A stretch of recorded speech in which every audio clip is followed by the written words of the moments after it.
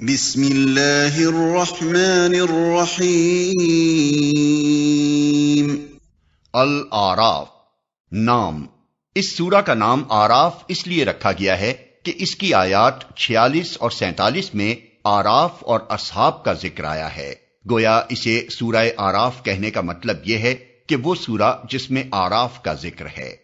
زمانہ نزول۔ اس کے مضامین پر غور کرنے سے بیان طور پر محسوس ہوتا ہے کہ اس کا زمانہ نزول تقریباً وہی ہے جو سورہ انعام کا ہے۔ یہ بات تو یقین کے ساتھ نہیں کہی جا سکتی کہ یہ پہلے نازل ہوئی ہے یا وہ، مگر انداز تقریر سے صاف ظاہر ہو رہا ہے کہ ہے یہ اسی دور سے متعلق۔ لہٰذا اس کے تاریخی پس منظر کو سمجھنے کے لیے اس دیباچے پر ایک نگاہ ڈال لینا کافی ہوگا جو ہم نے سورہ انعام پر لکھا ہے۔ مباحث۔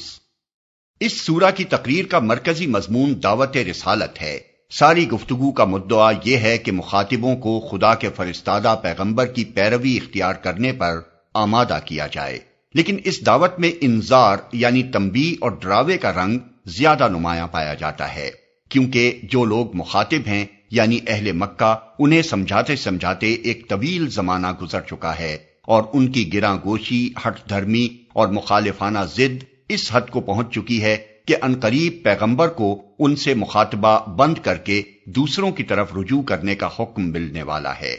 اس لیے تفہیمی انداز میں قبول رسالت کی دعوت دینے کے ساتھ ان کو یہ بھی بتایا جا رہا ہے کہ جو روش تم نے اپنے پیغمبر کے مقابلے میں اختیار کر رکھی ہے، ایسی ہی روش تم سے پہلے کی قومیں اپنے پیغمبروں کے مقابلے میں اختیار کر کے بہت برا انجام دیکھ چکی ہیں۔ پھر چونکہ ان پر حجت تمام ہونے کے قریب آ گئی ہے، اس لیے تقریر کے آخری حصے میں دعوت کا رخ ان سے ہٹ کر اہل کتاب کی طرف پھر گیا ہے اور ایک جگہ تمام دنیا کے لوگوں سے عام خطاب بھی کیا گیا ہے، جو اس بات کی علامت ہے کہ اب ہجرت قریب ہے اور وہ دور جس میں نبی کا خطاب تمام تر اپنے قریب کے لوگوں سے ہوا کرتا تھا، خاتمے پر آ لگا ہے۔ دوران تقریر میں چونکہ خطاب کا رخ یہود کی طرف بھی پھر گیا ہے، اس لیے ساتھ ساتھ دعوت رسالت کے اس پہلو کو بھی واضح کر دیا گیا ہے کہ پیغمبر پر ایمان لانے کے بعد اس کے ساتھ منافقانہ روش اختیار کرنے اور سمع و طاعت کا عہد استوار کرنے کے بعد